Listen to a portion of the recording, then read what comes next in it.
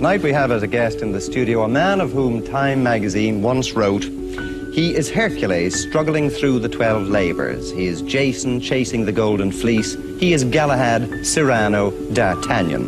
When he scowls, strong men shudder, and when he smiles, women swoon. The mysteries of the universe are his toys.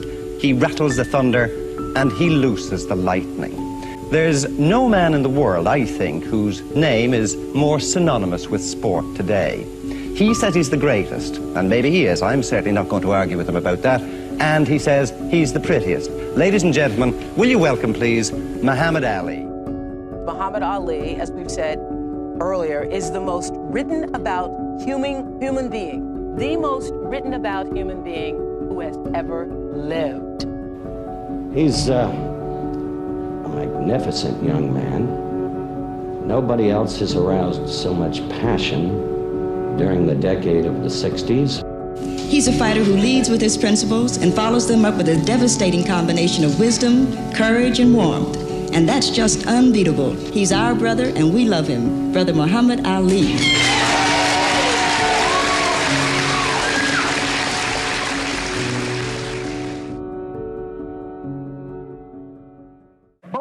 Tell him, what are we going to do? You're going to float like a butterfly and sting like a bee. Ah, rumble, young man, rumble. Ah, that's what we're going to do. You heard it. That's my trainer. He'll tell you.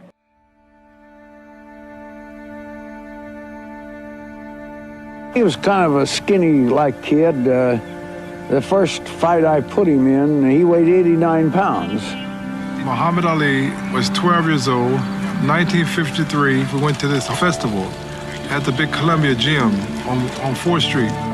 Rode his bicycle, and while he was in there getting his candy and balloons, somebody stole his bike, and so he was very disturbed and wanted to see a policeman. They said, "There's a policeman right downstairs." So he come down there and saw me. He didn't even know the gym's there, he said. He was talking about whooping whoever he found that stole his bike, and I said, "Well, you better learn how to fight first."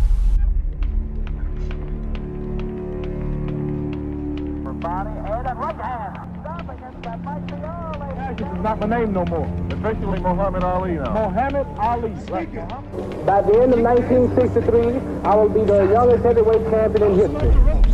Dancing and sticking. Beat him all night. Time out by 7 rounds. You're going to be so game in 7 rounds. Time out. Bring him home. Get my legs ready. I'll be dancing all night. Dances heavyweight a long time. Taunted them, didn't knock them out when he could have, because he wanted to inflict more punishment because they insisted on calling him Cassius Clay. Muhammad Ali has just refused to be inducted into the United States Armed Forces. Clay, or Muhammad Ali, whatever he wants to call himself, is a disgrace to the nation. I think they should give him the maximum if he doesn't go. I think they should. It took an all-white jury less than a half hour to find Muhammad Ali guilty of all charges.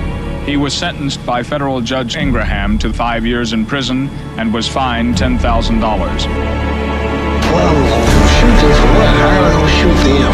Little fold of black people, little babies and children, women. How can I shoot them poor people? Just take me to jail. No matter what you think of Mr. Muhammad Ali's religion, certainly have to admire his courage. Ali was not going to be permitted to fight no matter what it took. This kid was not behaving either politically or socially correctly in the old establishment's eye. You my opposer when I want justice. You my opposer when I want equality. You won't even stand up for me in America for my religious beliefs, and you want me to go somewhere and fight, but you won't even stand up for me at home. You're not only our champion in the boxing area, but you're also a champion of justice and peace and human dignity.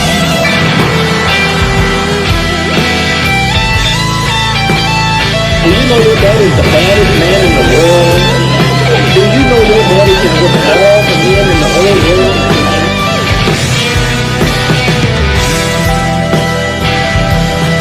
I am the greatest.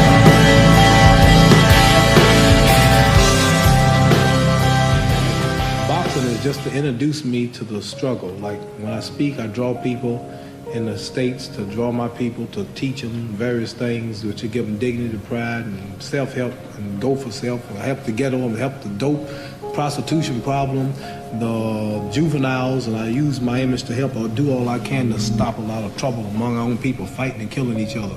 So boxing is just going to be another year, but my main fight is for freedom and equality, and this is what I plan to do in boxing. It's good for livelihood, but mainly money don't really mean nothing, because I proved that when I gave up the title, not knowing if I'm coming back or not for 4 years, and they let me back on my terms. I didn't deny nothing, I believe. I'm still the same everything. So if even today, if my title hadn't been given back to me, if I got such in poverty where I had to go find a job, I would have did that. So number one comes freedom first for my people, equality, and this is what I plan to do after I'm through fighting, working with nothing but the people, the little people in the alleys, the wine heads, the downtrodden people, going out among them and helping them with my image.